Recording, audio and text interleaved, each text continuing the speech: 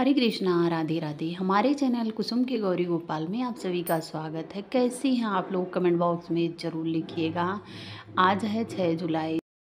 चलिए हम जानते हैं देवशयनी एकादशी का पूजन हमें किस तरह से करना चाहिए। इस तरह से आप पटा ले लीजिएगा, उस पर पीले रंग के वस्त्र बिछा लीजिएगा। इसके बाद जो है तिल का आसन, सफ़ेद तिल होता है, उसका आसन दे करके हम विष्णु भगवान की प्रतिमा को विराजमान करेंगे। उस प्रतिमा को विराजमान करेंगे जिसमें श्री हरि विष्णु भगवान शयन निद्रा में रहते हैं। तो आपके पास अगर इस तरह की प्रतिमा हो तो ठीक है, नहीं तो आप जो है फ़ोटो भी ले सकते हैं।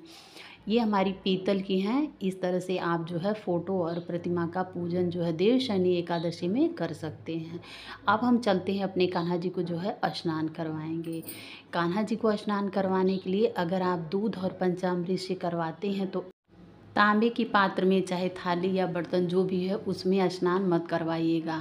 तो इस तरह से आप जो है पीतल का हो चाहे फूल का हो, इस तरह से कोई भी बर्तन लेके आप जो है जल से स्नान करवा सकती। थोड़ी सा हम इसमें गंगा जल डाल के स्नान करवा रहे हैं। इसके बाद हम जो दक्षिणामुखी शंख से जो है दूध से स्नान करवाएंगे। पूरा चातुर्मास में जो है शंख से स्नान लड्डू गोपाल को ज़रूर कराना चाहिए। एक चीज़ का और ध्यान रखिएगा कि जिस शंख से आप स्नान करवाते हैं वो शंख बजाई नहीं जाती है, क्योंकि बजाई हुई शंख जो है जूठी रहती है। तो आप लोग इस चीज़ का भी ध्यान रखिएगा। शंख से हमने स्नान करवा दिया। इसके बाद हम जल से स्नान कराने के बाद कान्हा जी को इसमें से हम जो है एक साफ कपड़ा ले लेंगे और उसके बाद उनको बढ़िया से पोंछ लेंगे। पोंछने के बाद हम जो है उनको वस्त्र पहनाएंगे। आप चाहें तो नया वस्त्र भी पहना सकते हैं, और नहीं तो अगर आप जो रोज़ पहनाते हैं वो बढ़िया सा होना चाहिए, उसको भी आप पहना सकते हैं। तो पहले हम कान्हा जी को अपने लंगोट पहनाएंगे। लंगोट हो चाहे निक्कर हो, आपको ज़रूर पहनाना चाहिए। कान्हा जी को बिना लंगोट का नहीं रखना चाहिए।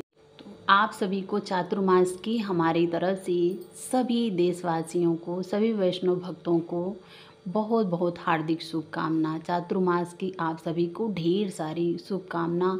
प्रभु का आप सभी पर प्रेम बना रहे, मैं भगवान से यही प्रार्थना करती हूँ। अब हम चलते हैं अपने कान्हा जी को वस्त्र पहनाएंगे। वस्त्र पहनाने के बाद इनका बढ़िया से हम श्रृंगार करते हैं। चंदन लगाना, तिलक लगाना और इसके बाद इत्र लगाना। इनको हम जो है बढ़िया से इनका श्रृंगार करेंगे। श्रृंगार करते समय थोड़ी सी टाइम लगती है।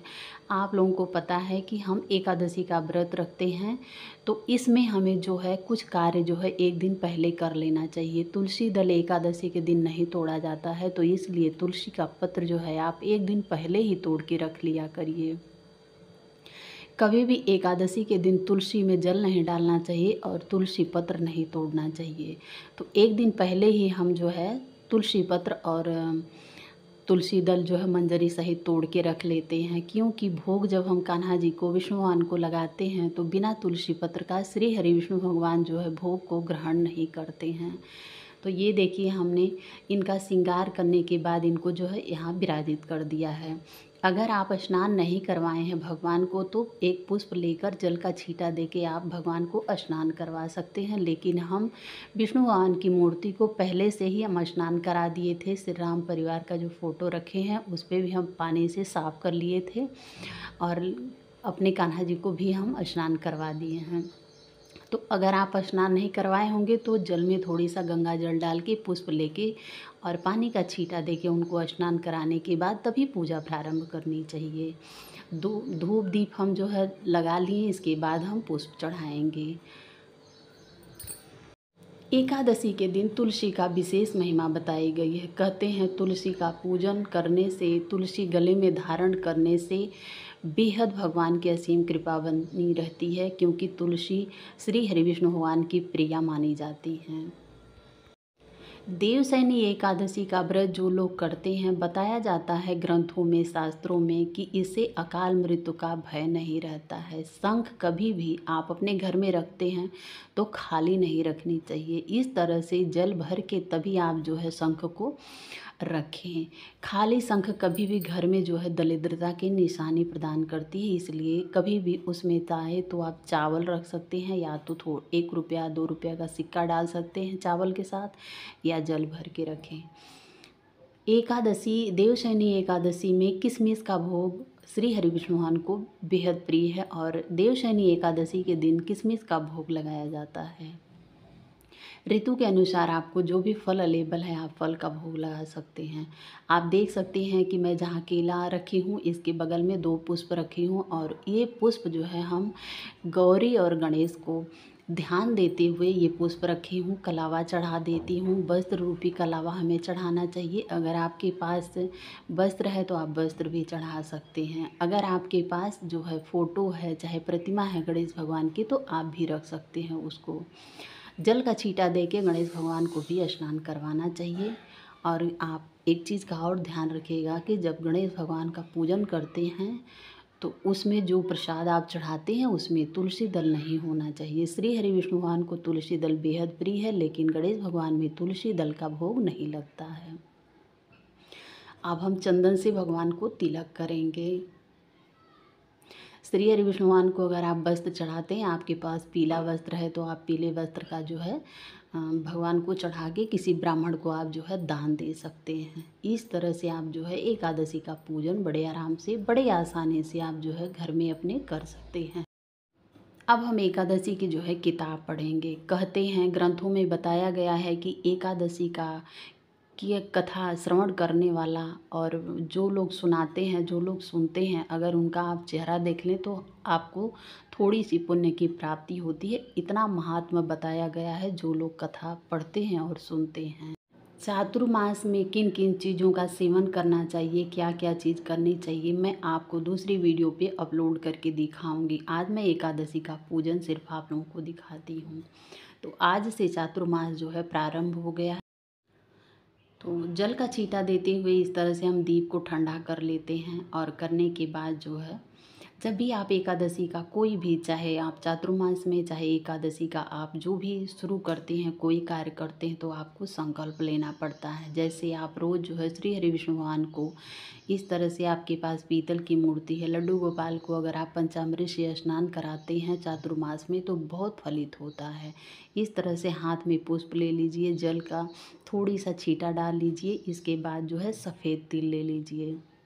आप चाहें तो कोई फल भी ले सकते हैं, दक्षिणा लेके आप इस तरह से संकल्प ले सकते हैं। आज मैं व्रत रखी हूँ तो व्रत का संकल्प लेती हूँ कि हे प्रभु मैं अपने सामर्थ्य के अनुसार आपके व्रत रखी हूँ, मेरे व्रत को आप जो है पूर्ण करिएगा और संकल्प को जो है नीचे रख दीजिए।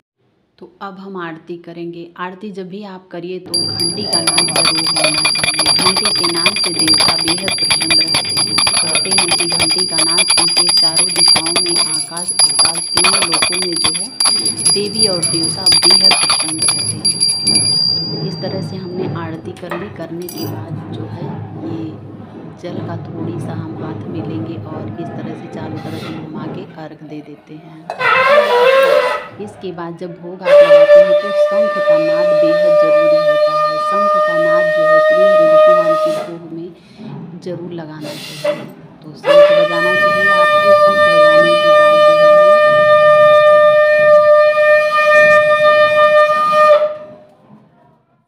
तो 6 जुलाई को हम एकादशी का व्रत रखे हैं। 7 जुलाई को वहीं प्रातः जो है 5 बजे से लेकर और सूर्य उदय के 8 सवा 8 बजे के करीब जो है पारण है। पारण आप लोग टाइम से करिएगा। जिस तरह से हम व्रत रखते हैं उसी तरह से हमें पारण भी बहुत टाइम से करना चाहिए।